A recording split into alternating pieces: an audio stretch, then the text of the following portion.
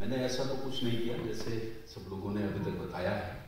कोई ऐसा business model भी खड़ा नहीं किया और न ही मेरा कोई भविष्य में ऐसा बिजनेस मॉडल खड़े करने का विचार है। लेकिन थोड़ा ह्यूमन रिसोर्स डेवलपमेंट पर, ह्यूमन रिसोर्स को कैसे हम बेटर बना सकते हैं, थोड़ा इस डायरेक्शन पर मैं प्लान कर रहा हूँ। क्योंकि हम लोग एक ऐसे इंस्टीट्यूशन में हैं जहाँ पर युवाओं का जंगल रहता है, यूथ के बीच में हम हमेशा रहते हैं, यूथ यूनिवर्सिटी में। तो कैसे हम उत्तराखंड के यूथ्स को बेटर डायरेक्शंस में अच्छी दिशा दे सकते हैं, अच्छी दिशा में ले जा सकते हैं, ये थोड़ा सोचने का काम किया।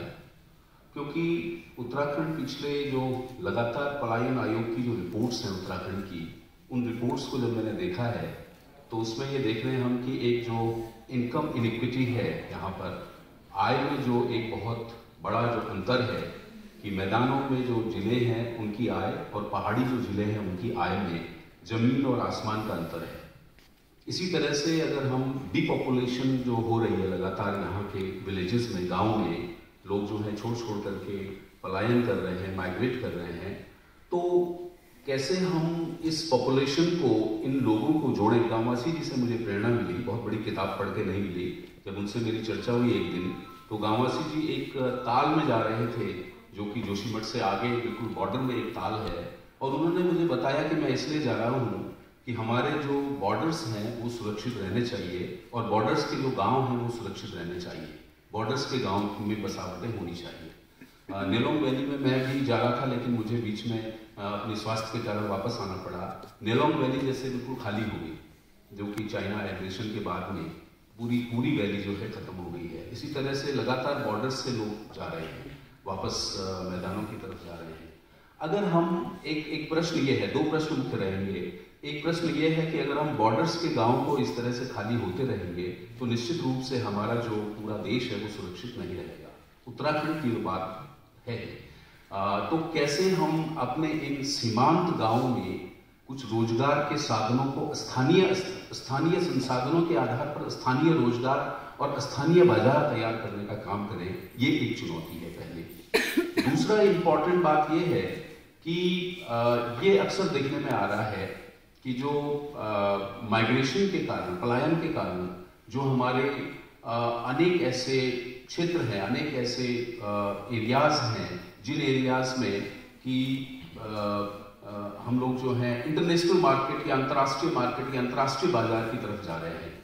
और अंतर्राष्ट्रीय बाजार की तरफ अगर हम अपने संसाधनों को, अपने रिसोर्सेज को अगर हम ले जाने का काम करेंगे तो शायद कहीं ऐसा ना हो कि जो सस्टेनेबल डेवलपमेंट गोल्स जो हमारे हैं, SDGs जो हमारे हैं, हम क्या उनको पूरा कर पा रहे हैं या नहीं, क्या सतत विकास और संपोषणीय विकास की तरफ हम लोग सोच रहे हैं या नहीं, एक इस विषय पर भी एक चिंतन करने की जरूरत है।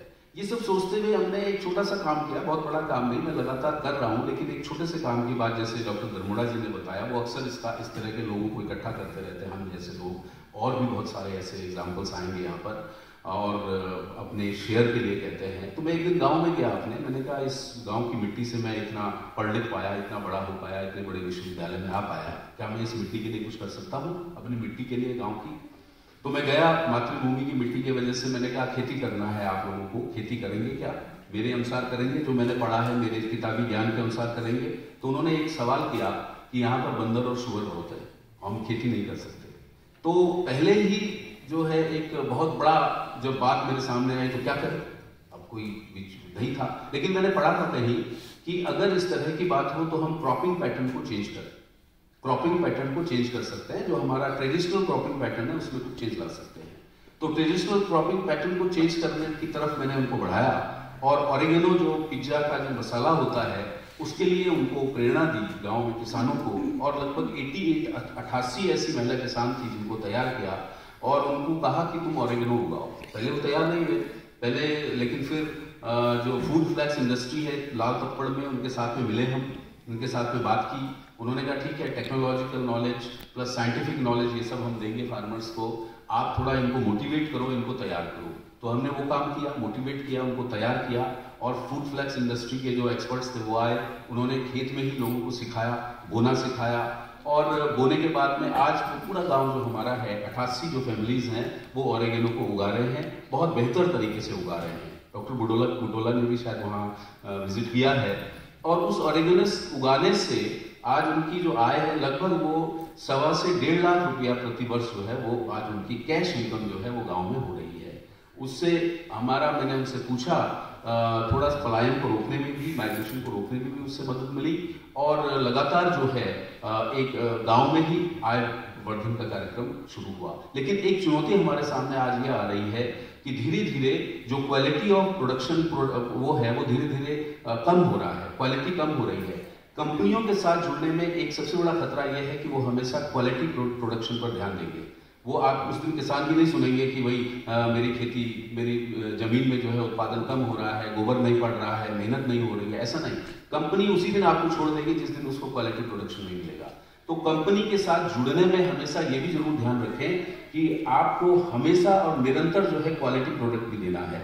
अगर आप क्वालिटी प्रोडक्ट नहीं देंगे तो कंपनी आपको उसी दिन आपका साथ छोड़ देगी और उस दिन किसान मर जाएगा, फार्मर उस दिन मर जाएगा। आज वो 1.25 लाख रुपए कमा रहे गांव के लोग, मुझे चिंता ये भी है कि कल के दिन कंपनी ने अगर लेना बंद कर दिया तो निश्चित रूप से वो 1.25 लाख रुपया उनको 10,000 रुपया भी मिलना मुश्किल हो जाएगा। तो धीरे धीरे हमने अब उनके पॉली हाउस के थ्रू सब्जी उत्पादन भी शुरू किया है कि केवल वो कमर्शियल एग्रीकल्चर के बजाय सस्टेनेबल एग्रीकल्चर पर भी ध्यान दें।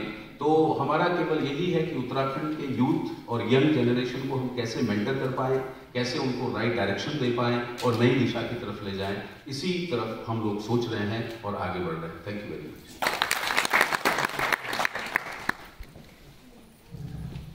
धन्यवाद।